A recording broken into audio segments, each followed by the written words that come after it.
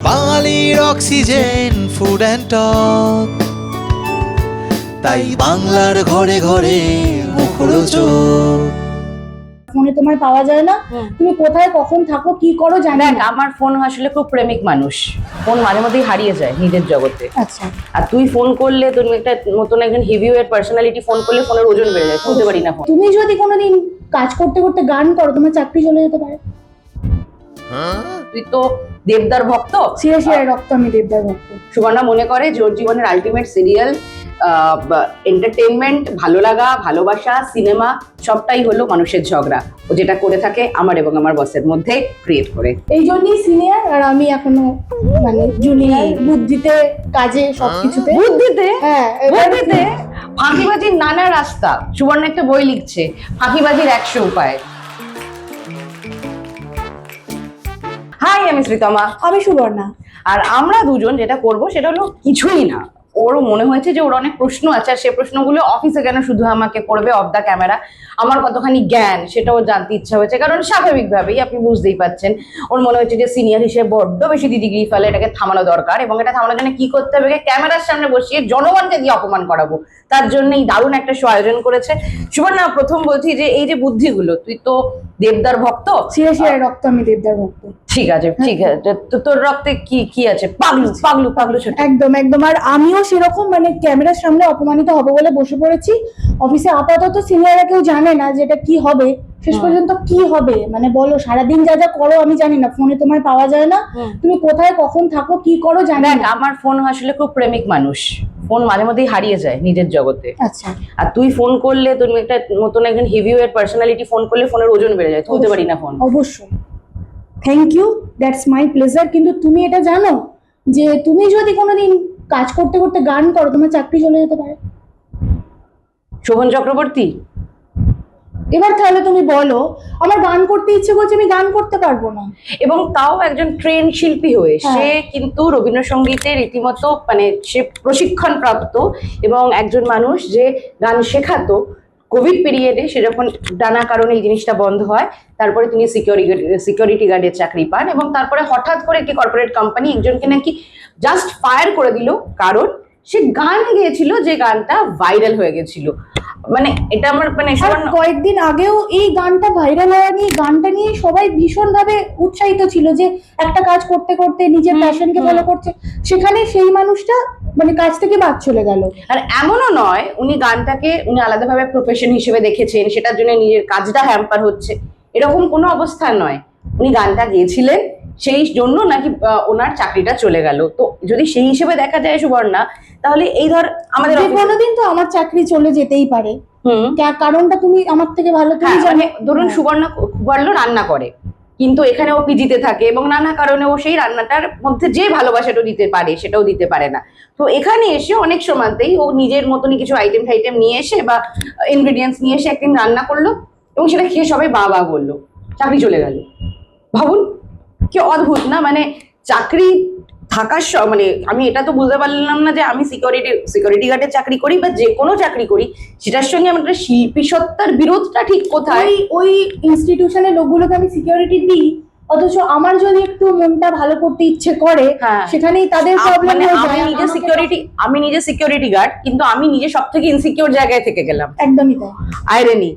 আর এর পাশাপাশি এই আইরনি থেকে মনে পড়লো আরো একখানা জিনিস যেটা নিয়ে সুবর্ণা খুব মজা পায় আমি জানি। আর যেহেতু আমি একটু আধটু রাস্তাঘাটে বেরোই, সেই জন্য বুঝতে পারি আসল ঘটনাটা কি। সেটা হলো দেব ফ্যান এবং জিৎ ফ্যান, এই যে মানে বনাম যে ব্যাপারটা চলে সেটা যে আদৌ কিছুই নয়, দুই সুপারস্টার। কিছুই নয় তুমি কেন বলছো? কারণ কিছুই নয়, কারণ সুপারস্টার বা মেগাস্টার তারা কিন্তু দুজনের মধ্যে লড়ে না, লড়ছে তাদের ফ্যানেরা। তাও খুব গুটি কতকির মানে খুব সামান্য সামান্য, ধর মোহনবাগান ইস্ট বেঙ্গল, এটা হয় কখনো মোহনবাগান এবং ইস্ট বেঙ্গলের প্লেয়াররা প্রচন্ড মারামারি করছে, আমরা এই সিনটা কতটা দেখতে পাই। কিন্তু ফ্যানেদের আবেগ বা সেই আবেগ থেকে কিছু জিনিস হয়ে যায়, আর সেটা সুবর্ণা দারুণ এনজয় করে। কারণ সুবর্ণা মনে করে যে ওর জীবনের আলটিমেট সিরিয়াল, এন্টারটেইনমেন্ট, ভালো লাগা, ভালোবাসা, সিনেমা সবটাই হলো মানুষের ঝগড়া। ও যেটা করে থাকে আমার এবং আমার বসের মধ্যে ক্রিয়েট করে। একদমই নয়, সেটা করার কোনো উদ্দেশ্য আমার নেই। আমার উদ্দেশ্য যেটা সেটা হচ্ছে এটা ফাঁকি জানা, মারা। এটা জানা যে তুমি পরশুদিন জিদ্দার সাথে কথা বলে এলে, জিদ্দা কি বললো, কবে রাজনীতিতে আসছে সেটা আমাদের ক্লিয়ারলি বলো, কিছু রেখে রেখে বলো না। তো রাজনীতিতে আসা নিয়ে খালি একজনেরই বদনাম হবে আর বাকিদের কিছু হবে না, এটা তো হতে পারে না। মানে আমি একজন মানুষ রাজনীতিতে না এলে আমি তাকে বদনাম করে ছাড়বো জাস্ট বিকজ অফ সুবর্ণা চায় না দেবদা যেন কোনোভাবে বদনাম হোক। Suborna, I understand your love. আমার এটা বলা আমার উদ্দেশ্য নয়। না না, একজন মানুষটা তাহলে কে?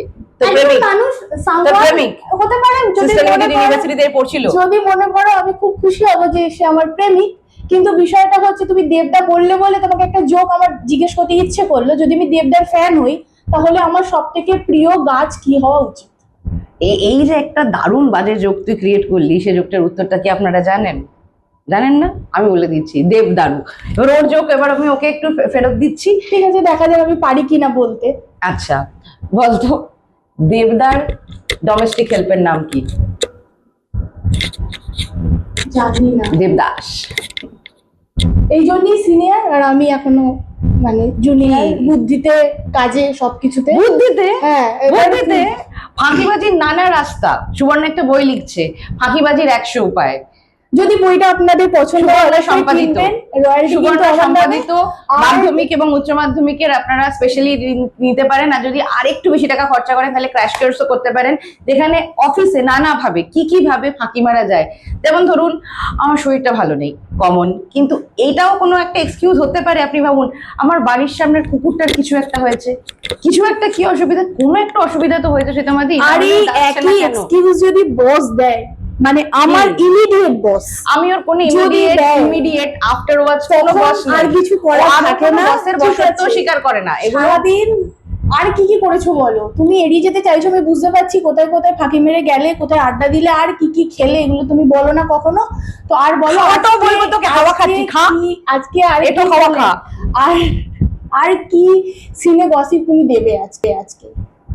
গসিপ বলতে গসিপ ঠিক নয়, একদম এটা গসিপ নয়। সেটা হলো, আমরা জানি বেপরোয়ার অ্যানাউন্সমেন্ট হয়েছে এবং আমরাও তো শেয়ার করেছি, এবং সেক্ষেত্রে আমরা দেখেছি আদ্রিতের লুকটা দারুণ দেখতে লাগছে, কিন্তু ওর মন মানে না, কারণ ওর মন না মানার কথা। ও মনে করে সমস্ত কিছুতেই সমস্ত না, একদমই নয়। যারা আদ্রিতকে ভালোবাসে ছোট পর্দার, তারা আদ্রিতকে বড় পর্দায় একবার দেখেছে, আরো একবার দেখার জন্য খুব মানে অপেক্ষা করে বসে আছে। তো এখন তোমাকে যদি জানতে চাই যে বাংলা ধারাবাহিকে যে যে লিডগুলো আমরা দেখছি, তাদের মধ্যে কাকে কাকে তুমি যদি একজন কাস্টিং ডিরেক্টর হও আর তুমি যদি একটা সিনেমা বানাও, তাহলে কাদেরকে নিয়ে তুমি একটা ছবি বানাতে চাও? এরকম দুজন হিরোর নাম বলো। এই যে কাজটা তুই আমাকে দিলি, আমি যখন জয়েন করেছিলাম এই কাজটা আমাকে বলা হয়নি। আর ইন কেস ইফ এই জন্যই ফাঁকিবাজ সিনিয়র। আর ফাঁকিবাজ সিনিয়র মানে দেখুন, আমি তো একটা খেতে তো মিনিমাম 13-14 বছর তো খেটেই জায়গাটা এসেছি। আমি কেন কথা বলবো? এই ভাবনাটার জন্য আমার দাম নেই, আছে কি না? ঠিক আছে, তোমাকে আচ্ছা, ভাবতে ঠিক। টাইম দিলাম আমরা, আর বসকেও বলবো এর জন্য যদি তোমাকে কিছু দিয়ে দেওয়া যায়, যেটা দিলে তুমি আমাদের কারণ হলো তো মাসের শেষের দিকে যাচ্ছি, তো আলটিমেট সমস্ত চিন্তা ভাবনা চলে আসছে কবে থেকে ম্যাগি খাওয়া শুরু করব। তো সেটারও আগে আরো একখানা জিনিস, হ্যাঁ তুই যেটা জিজ্ঞেস করলি, যে আমার মনে হয় প্রথমত আমার এই প্রশিক্ষণপ্রাপ্ত চোখ নয় এক, আর দ্বিতীয় ব্যাপার হলো আমি যেভাবে গল্প দেখি বা সিনেমা দেখি বা সিরিয়াল দেখি বল বা সিরিজ দেখি, তাতে আমার মনে হয় প্রত্যেকটা গল্প এবং সেখানে যে পরিস্থিতির কথা তুলে ধরা হয়েছে সেই জায়গা অনুযায়ী যে ফিটিং করবে, সেটার জন্য হিরো হিরোইন নানা ক্যারেক্টারে ফিট করবে। আর এই হিরো হিরোইন কনসেপ্টটা তো এখন চলে যাচ্ছে, এখন মানে তুমি বলতে চাইছো এখন কনসেপ্টটাই এখন গল্প নির্ভর, মানে কন্টেন্টটাই এখন লিড করে কারণ আমি যদি দেখি, ধর দেবদার লাস্ট কয়েকটা সিনেমাও যদি লাস্ট কয়েকটা কি মানে বিগত বেশ কয়েক বছরের সিনেমা যদি আমি দেখি, দেবদা ওখানে যদি প্রজাপতি 2 দেখি, এগুলো তো হিরো, সেই অর্থে হিরো নির্ভর সিনেমাই নয়, গল্প নির্ভর সিনেমা, এবং নানা সময় বিভিন্ন। আরেকটা জিনিস বলে রাখি, এর মধ্যে একটা সিনেমায়, নামটা উনি নিজেই বলবেন, ওনাকে দেখা গেছে, বলে দাও। ঠিক আছে, আমি এসব কথা পরে বলতেই পছন্দ করি। আমাদের এখন প্রধান যে বক্তব্য সেটাই আমরা আসি।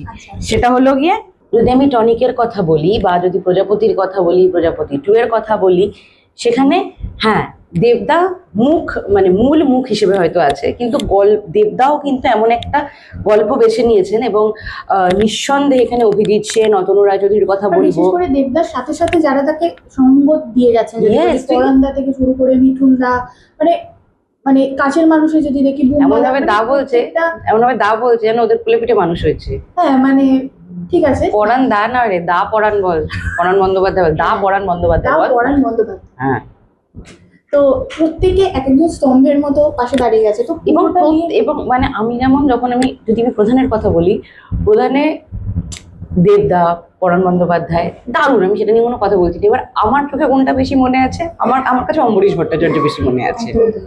যে চরিত্র যেমন যেমন আমরা যদি রঘু ডাকাত দেখি, ওখানে